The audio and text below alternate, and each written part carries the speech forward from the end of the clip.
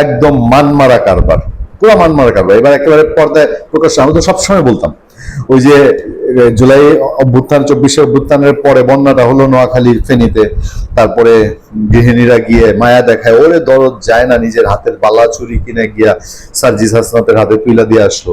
এরপরে দেখা গেল ধুমাধুম কিসের কি 2 কোটি 3 কোটি টাকার খবর নেই, আজকে পর্যন্ত এই টাকার কোনো হদিশ নেই। পাবলিক এখনো এরা রাস্তাঘাটে যখন যে ঈদের আগে যে আনন্দ শোভাযাত্রা করবে গেছিল প্রেস কনফারেন্স করতে, আসিফ মোহাম্মদ সজীব ভুঁইয়া এক রিক্সা চালক ভাই ধরে বসছিল না যে ফেনীর নোয়াখালীর বন্যার টাকার হিসাব দেন, দেয় নাই। আমি আপনাদেরকে প্রথম জানিয়েছিলাম, আপনাদের মনে আছে কিনা, এই ইউনূস সরকার থাকা অবস্থায়, ইউনূস সরকার নির্বাচন ঘোষণা করার আরো আগে, নির্বাচন ঘোষণা করার পর যে ফেব্রুয়ারিতে নির্বাচন হবে, বা তারিখ ঘোষণা করেনি, তারপরে যে গণভোটের আয়োজন করলো, এই গণভোটের সচেতনতার জন্য শত শত কোটি টাকা, পরে জানা গেল 400 কোটি টাকা বরাদ্দ দিল 6টা-7টা মন্ত্রণালয়, শেষ পর্যন্ত গিয়ে ওদের 9টা মন্ত্রণালয়কে জড়াইছিল, 9 মন্ত্রণালয়ে জড়ায়া জাস্ট হরিলুট, লুটপাট। আমরা অনেকগুলো আলোচনা আপনাদের বলেছি, ইউনূসের বিদেশি সঙ্গীরা আর এই দেশের সমন্বয়ক টোকাই, ওই যে ফজলুর রহমান বলে না কেচকি বান্দির পোতরা, তারা আর হইল এই নাহিদ, হাসনাত, হারুন মাসুদ, এই বক্কর চক্কর যতগুলো দেখতেছেন, এদের প্রতি অভিযোগের আঙুল যে এই টাকাটা সবটা লুটপাট করছে, এবং কোথেকে বের হয়েছে সেই খবরটা আমি আপনাদের দেওয়ার জন্য, সেই তাদেরই প্রিয় সংগঠন বৈষম্য বিরোধী ছাত্র আন্দোলন, সেই বৈষম্য বিরোধী আন্দোলনের নেতাদের বিরুদ্ধে গণভোটের প্রচারের কোটি কোটি টাকা লুটপাটের অভিযোগ। খবরটা কি?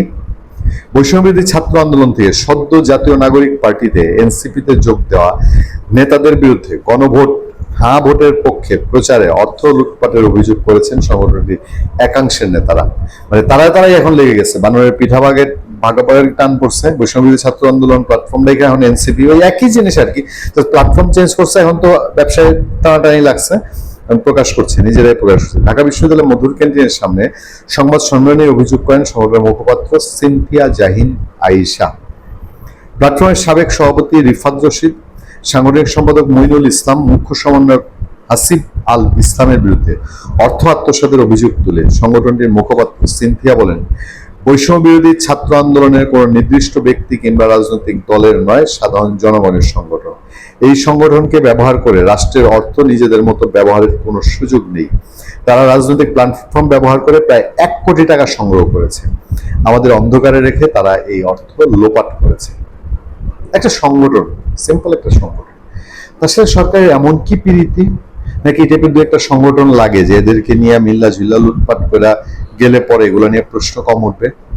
সিনথিয়া বলেন, গণভোটের পক্ষে প্রচারণা চালানোর সিদ্ধান্ত নেওয়ার পর থেকেই তারা অর্থায়নের উৎস নিয়ে প্রশ্ন তুলেছিলেন, তবে সংশ্লিষ্ট শীর্ষ নেতারা কোনো লিখিত তথ্য বা নথি না করে কেবল মৌখিকভাবে কিছু তথ্য দিয়েছেন যা বিশ্বাসযোগ্য নয়। মানে যখন গণভোটের ক্যাম্পিং এ তারা নামছে, টাকা কই পাচ্ছে এই প্রশ্নে আর নেতারা তখন উত্তর দেয়নি। তো নেতারা এখন চলে গেছে, এখন কথা বলো কেন? যখন সিনথিয়া তোমাদের সাথে ছিল তখন কথা বললো না, নাকি ভাগনা দিয়ে চলে গেছে তাই? আমি যদি আপনাদেরকে প্রশ্ন করি যে এই যে লুটপাট, এটার সাথে আরো অনেকজন জড়িত, তারা যেসব কথাবার্তা এখন বলছে, প্রকাশ্যে আনছে, এই তথ্যগুলো অনেক আগে থেকেই মানুষের মুখে মুখে আছে। সংবাদ সম্মেলনের নেতারা আরো অভিযোগ করেন, এই কেন্দ্রীয় বৈঠকে উপস্থিত কয়েকজন শীর্ষ নেতা তাদের কাছ থেকে মোবাইল ফোন রেখে দিয়ে পরে মৌখিকভাবে অর্থ সংগ্রহের বিষয়টি স্বীকার করেন, তবে কত টাকা এসছে তার সুনির্দিষ্ট হিসাব বা প্রমাণ পাওয়া যায়নি। এই যে রিফাত রশিদরা, এখন তার যে পুরনো বন্ধু বান্ধবীরা এইসব অভিযোগ তুলছে, তারা যাক না, গিয়ে মামলা করুক না থানায়, দুঃখিত, থানায় গিয়ে মামলা করুক, মানহানি মামলা করুক, দেখি নাকি কেঁচো করতে গিয়ে পরে সাপ বের হয়ে যাবে। ভালো থাকবেন, সুস্থ থাকবেন, সত্য, করুণা এবং সহনশীলতার সাথে। আপনাদের সাথে আমি আতিক রহমান, পূর্ণিয়া।